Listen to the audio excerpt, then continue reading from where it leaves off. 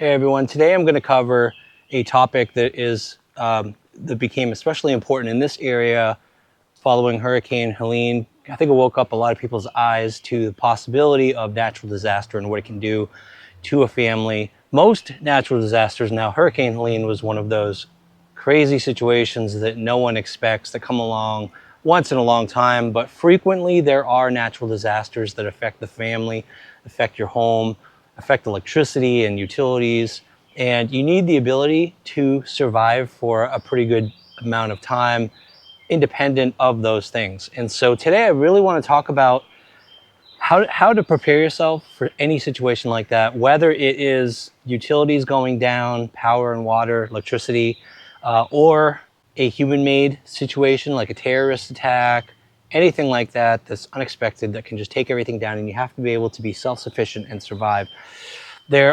With any survival situation, it's similar in the situation of any kind of disaster as it is surviving in the woods. And that's basically the rule of 3. 3 minutes without air, 3 hours without shelter in an extreme environment, 3 days without water, and 3 weeks without food. That's how long you can survive without each of those things. Now, we're going to cover, other than air is obvious. I mean, air is all around us. Unless it's a chemical attack and there's some kind of crazy situation, then obviously you want to have gas masks. If you're a prepper, you probably do. In the situation, what I'm talking about really is the more likely kind of disaster that can happen. And typically air is not going to be an issue. So I'm not really going to cover air. I will focus on shelter, water, and food. What I really want to show everyone today is something that will help with the water situation. And you can collect rainwater, you can boil water. There's a lot of ways to get water that take a lot of work, a lot of time, and most of it is difficult. And also, if you're boiling water, you're using up valuable resources, wood or gas or propane to heat up water and boil it for long enough to get rid of any bacteria. I'm going to show you something really cool today. It's called a gravity filtration system. I'm going to cover all of the elements of what you need to prepare for surviving an extended period of time in a disaster. I really want to focus on that one because this is a sponsored post, and this is a device that is probably of anything the most invaluable to have in that type of situation. So before I get to shelter, I'm going to show you this product that I'll be covering later once we get to water. But let's do an unboxing. I'm going to show you what that product looks like, and then we'll get back to shelter. All right, guys. Membrane Solutions, stainless steel, gravity water filter system. I'm going to do the unboxing first, and then we'll get to how this actually works in the water survival segment. But let's take a look at what's in this. When you order this, what comes in it, I believe that's the handle. A little screw there, so that's the handle for the lid of the whole unit.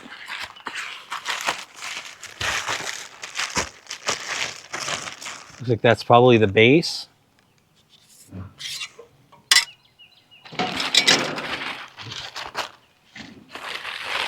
And you pretty much have the whole system here. There's the cover.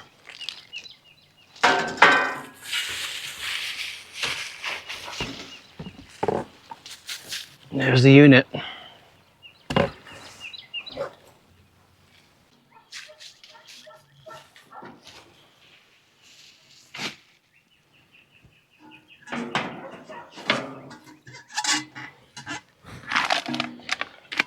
User manual.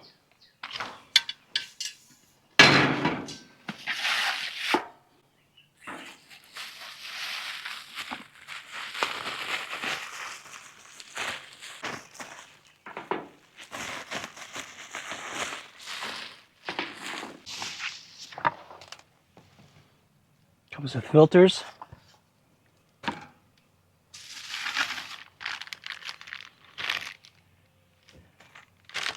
Free gift. Looks like a 4 AA battery holder with a little adapter for a DC unit.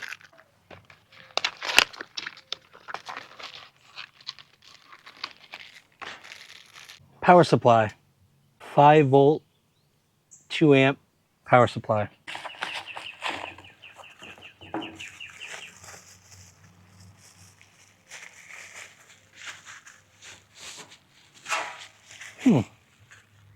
So it actually looks like the spout is electronic.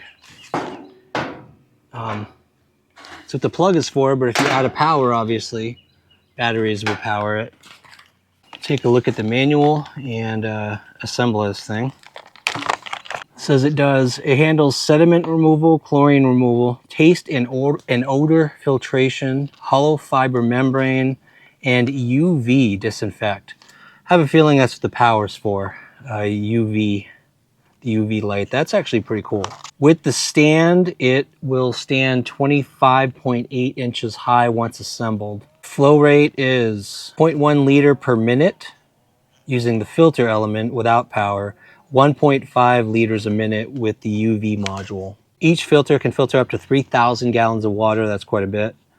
It will last quite a while. Each UV light lifespan is over 1,000 hours, working hours. Looks like you're supposed to actually backwash the filters. Put on this washer. Then we're going to put it against the faucet, let this thing fill up, and then it's basically going to sweat water for about 15 seconds, and then we're pretty much flushed.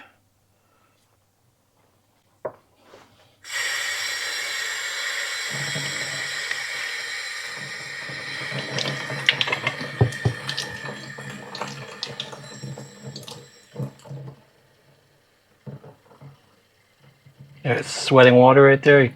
Hopefully you can see that. 2, 3. I'm gonna give it an extra 5 seconds just for good measure. And there we go. That one's flushed. So you want to gently let water flow through and just kind of let it. You don't want to have this going full blast. So.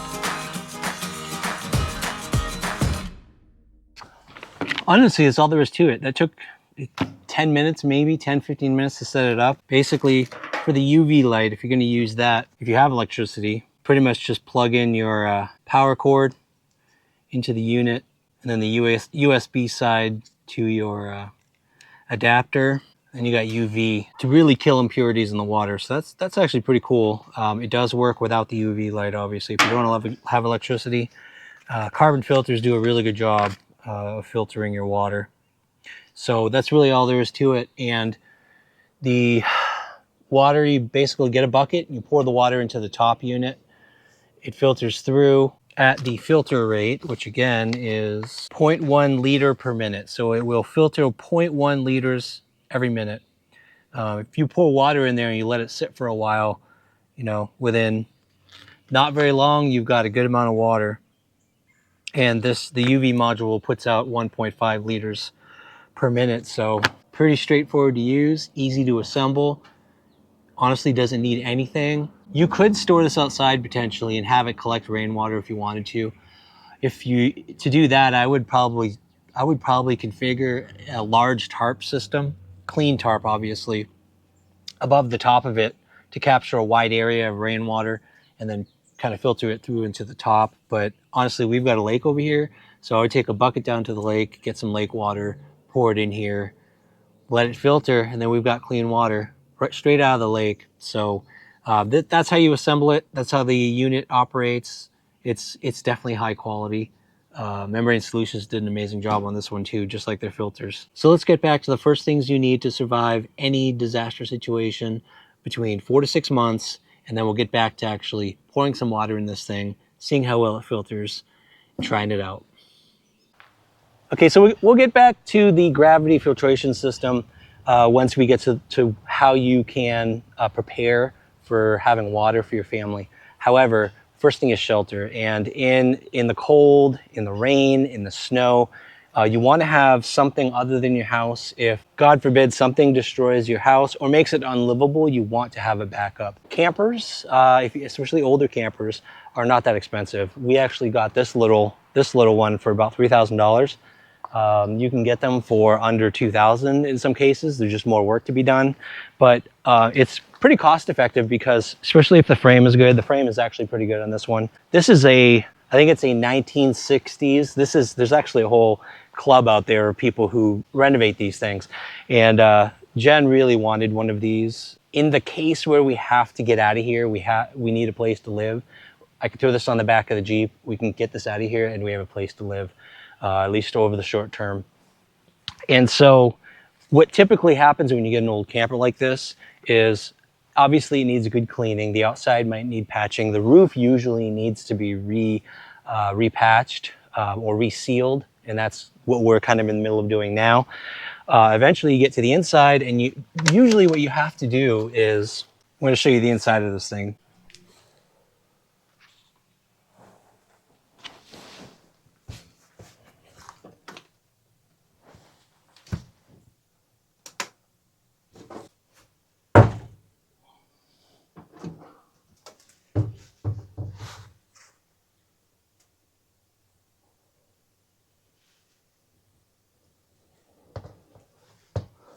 So it's ready to be made livable. We have to basically do some patching on the inside. It's warped. You can see the ceiling there is pretty much peeling. Some of the wood's going to have to be replaced. Probably all the wood's going to have to be replaced. But there is electric. You can see the outlets right there, and if you can hook it to water. You can hook it to water and electric. If that's out, then obviously you have to use the solutions I'm going to talk about later for water. But all this really needs is some cleaning up inside, replace all the wood, seal the roof, patch up and clean up any of the outside. But honestly, it's usable. It's in good condition. Again, just focus on the frame. You want the frame to be good. If you have to rebuild the whole thing, practically, you can. But what's nice about having something like this is that whether you can just hitch it to your vehicle and take it away, that's a good way to have shelter, even if you have to get out of your house and get out of the area quickly. Also, an even better situation is a backup location if you have land anywhere. Some people may have a place they go hunting, just a small plot of land. Believe it or not, land itself, depending on where you buy it, isn't that expensive. In a case like, it depends on the disaster, and it's weird talking about disasters because most people are like, that's never going to happen until it happens. So in the case of like a chemical attack or some kind of attack that takes down the grid in a certain area, you may need to, usually population centers, you don't want to be near population centers. We're kind of lucky here because we're nowhere near a population center, except maybe Johnson City, but we're not near a major city. The closest city I would call a city maybe is Knoxville, but even that's a small city. Nashville is probably closest, and that's like 6.5 hours. But if we do have to get out of here, it's good if you can get an inexpensive piece of land somewhere that's far from a population center, set one of these things up on it. There's your getaway. There's your place. You can escape from society for a little while. You have shelter. You can escape the elements if you have to. Some people may not have the money for that. You may have land, but you can't get one of these things, or you haven't renovated it, or you don't have the skills to renovate. So, a lot of people have to resort to tents, which is what happened in Hurricane Helene. A lot of families who lost their vouchers, unfortunately, in the hotels, what you'd find is the last resort is always a tent. It's not a good situation to be in. So prepare yourself with something like this, and you'll have at least a decent shelter with hard sides, protect you from the elements, the animals, and all that kind of stuff. That's the first thing I would say if you really want to be prepared for any situation where you need to get away and you need a backup shelter. That's one way to do it. Now, in most disasters, you're not going to have a situation where your house is destroyed, hopefully. And so you need to be able to survive in your house without any utilities. And the big thing in the wintertime, obviously, is heat. And that happened during Hurricane Helene. I mean, cold became a major issue. So you had a lot of those little buddy heaters people were hooking up. That's propane powered. Then you have to get propane too. That's a good backup to have if you have enough canisters of propane. Those things, unfortunately, from what I was hearing, don't last very long. So they'll get you through really cold spells. Ideally, wood. If you're in a place near enough to a place you can get wood and you can stockpile some wood piles. Again, not everyone's situation is the same. Unfortunately, if you live in the city, this all becomes a whole lot harder, a whole lot more complicated. This is really for people who might live, who live outside of immediate populated areas like a city, and you're close enough to a forest or someplace, or you can just buy wood and actually stock up and store that somewhere, whether it's outside. We're lucky enough to have room outside to pile wood, or even honestly storing up maybe 2-3 months worth of wood in a spare closet in your basement or whatever. That's one way to do it. 3 months usually will get you through the coldest season of the year. And what do you do with the wood? Well, you can get, so we were lucky in this house we bought, there's a wood stove. This is our wood stove. And this wood stove is actually an older one. You can see from the rust that it's on the top. We haven't used it in a few seasons. It just hasn't been cold enough for us to use it. Tennessee is so much different than Maine. In Maine, we'd be using this every single winter. We don't have to use this. It's a good backup to have. Having a wood stove of some kind. When I grew up in northern Maine, I mean, almost everyone had some kind of wood backup system, because ice storms would take out the power, and wood is plentiful, obviously, in Maine. So almost everyone would have some kind of either wood furnace or a wood stove. So if you need an inexpensive one, there are some out there. Get Facebook Marketplace. There's wood stoves. You're going to have to deal with the piping, whether you put it like our house has it through the wall here, but it kind of goes up outside into there's an external chimney that's boxed in. So you are going to have to deal with the smoke exhaust, obviously, if you hook up a wood stove. But in my opinion, having a wood stove in a place that gets cold enough that it's just like you can't survive in the biting cold in the middle of winter, it's really the only solution in my opinion, because you can do buddy heaters, you can do propane heaters, then you need other sources of fuel that aren't as plentiful in a disaster situation. But you do what you can, depending on where you live and what you have accessible to you. Stockpiling fuel isn't always a good idea, but enough canisters of propane, maybe in a shed, would get you through the cold spell, if propane is your source of backup heat. Electricity can sometimes make the difference between a food supply lasting only a few weeks to actually lasting a few months. I highly recommend people invest in a portable generator that the kind you take camping, for example, that can power a refrigerator as well as a few other items. I invested in the MXR 3500. This is my portable generator. I took this all around with me when we were going up to North Carolina during Hurricane Helene, just in case I couldn't find a place with power and I needed to run I needed to recharge my underwater drone. There would have been no other way to do it. Of course, it takes gas, so you do have to have a source of gas. I had stockpiled, I think 5 or 6 of the gallons of the 5-gallon tanks of gasoline. These actually last a really long time. Again, the inverter generator, basically the plugs are normal plugs, just like household plugs.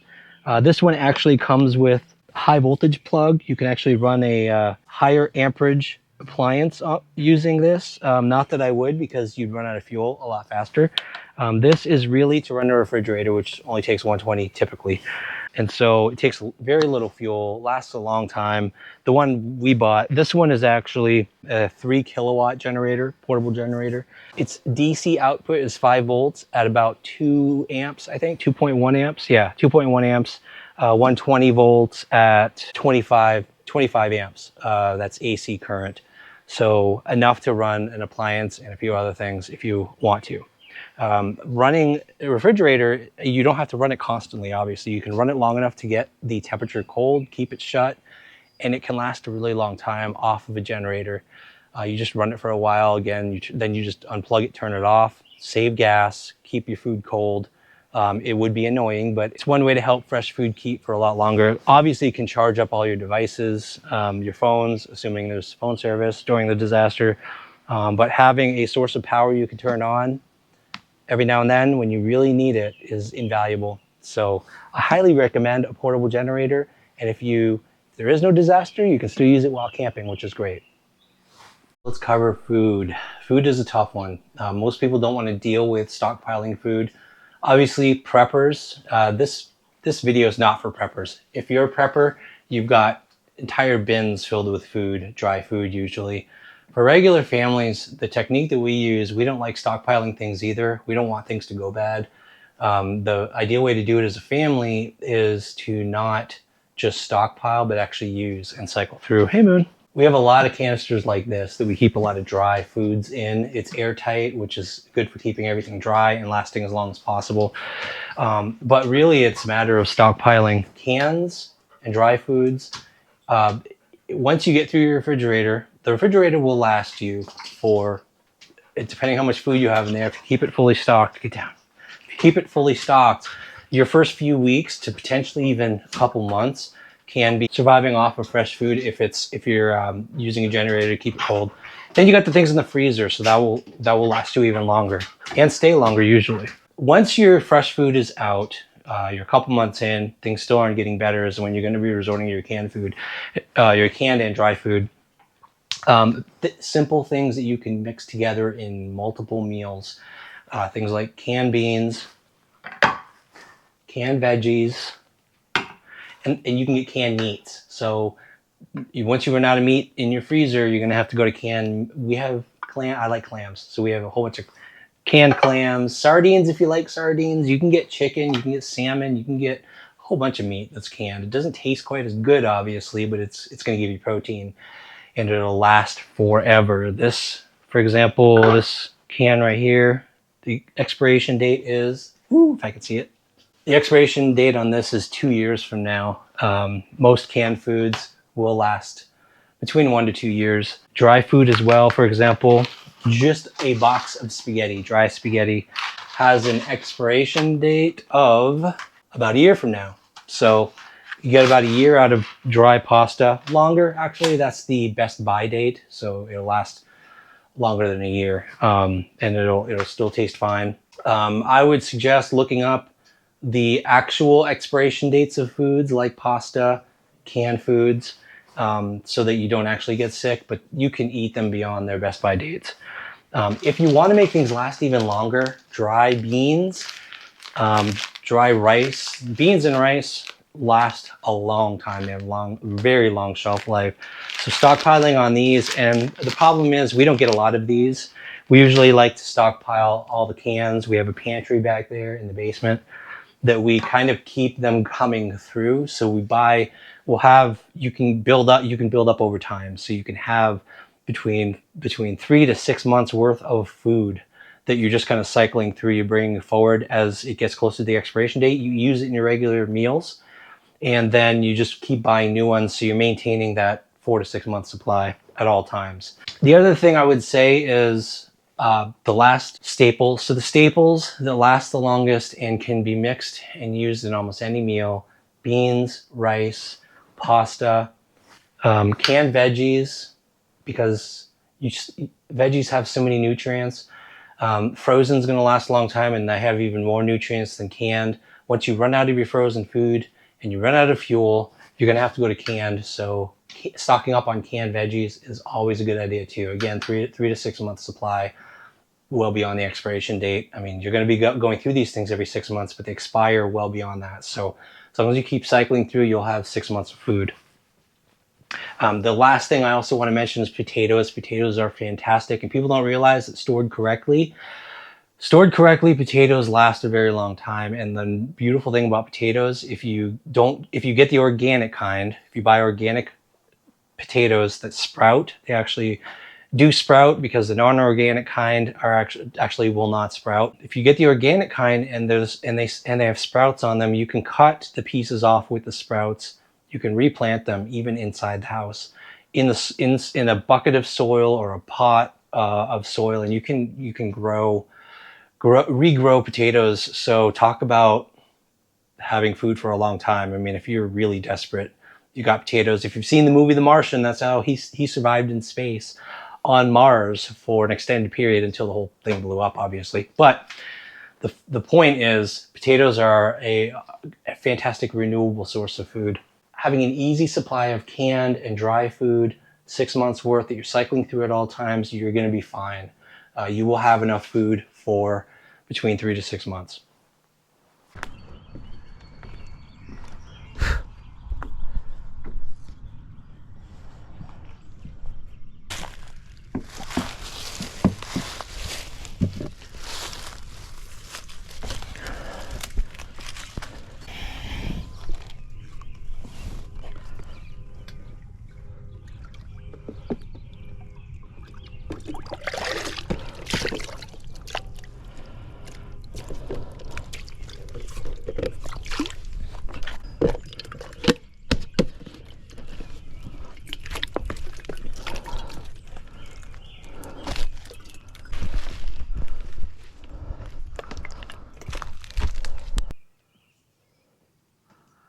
So I would 100% not drink this water.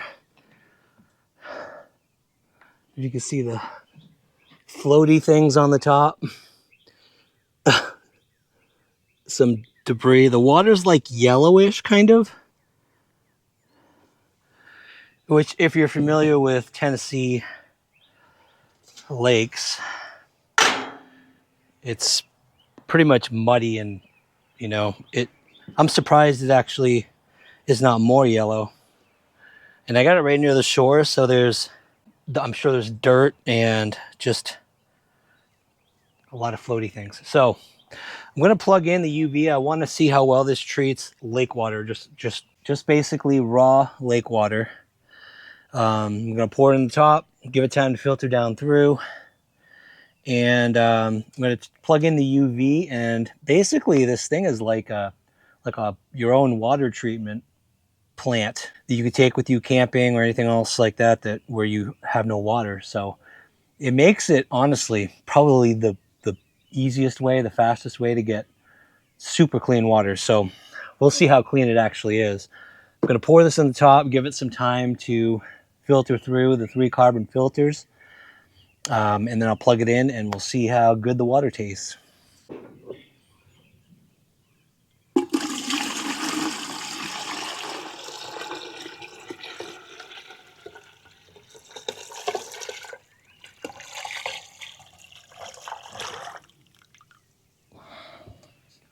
Oh, yeah, you can see how cloudy it is. Look how cloudy that water is. Just all kinds of stuff in it.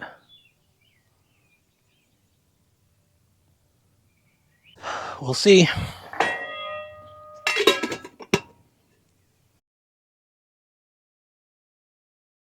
I've waited about 15 minutes, and you can see how much the water is actually filtered through.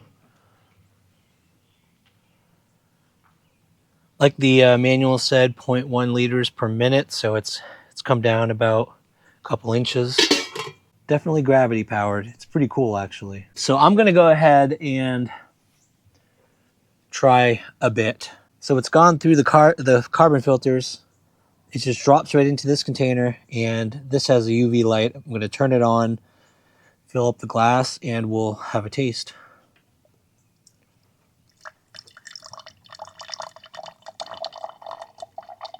What do you think, Moon? What do you think?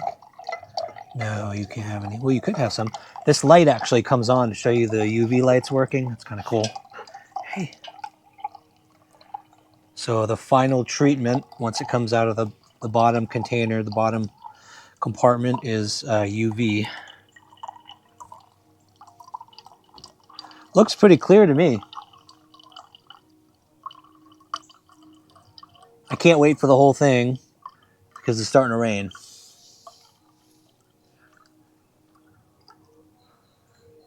Look at that. That is impressive. That's from lake water.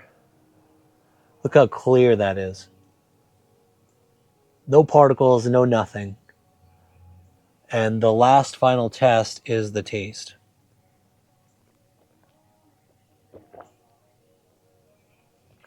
That's crazy.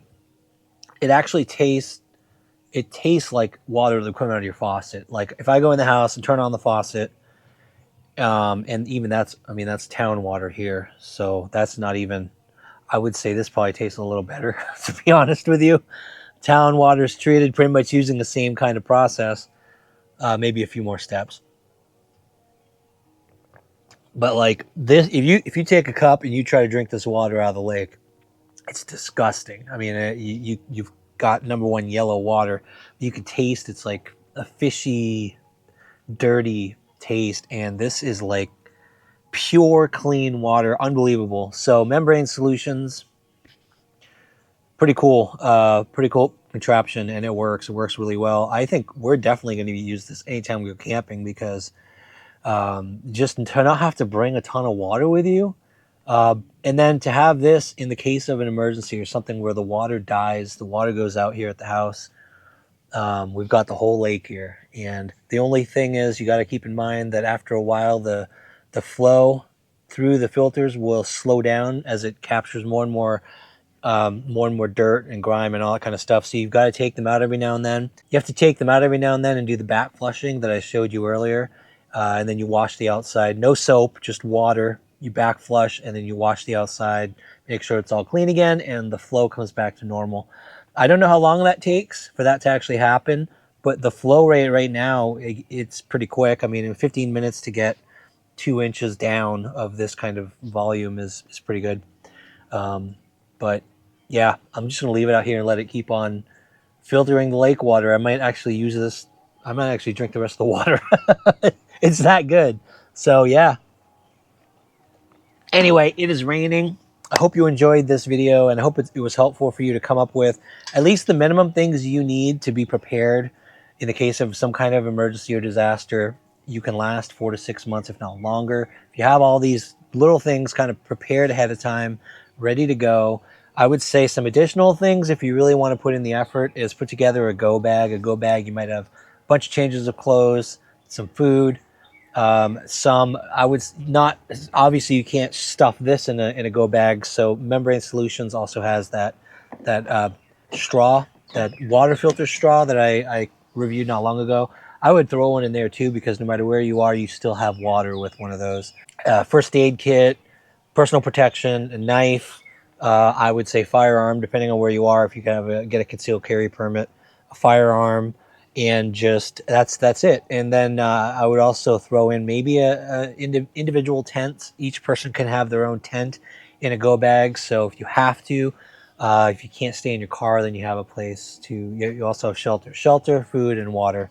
That's everything you need to know. That's everything you need to prepare yourself, to be prepared at all times. It's always good, and you don't want to put it off and not have things ready and then have a disaster strike, because that's just the worst situation to be in. So be prepared, always be prepared. So I'm going to enjoy the rest of my water. I hope you all enjoy the rest of your day or night, wherever you are. Thanks for watching, and we'll see you next time.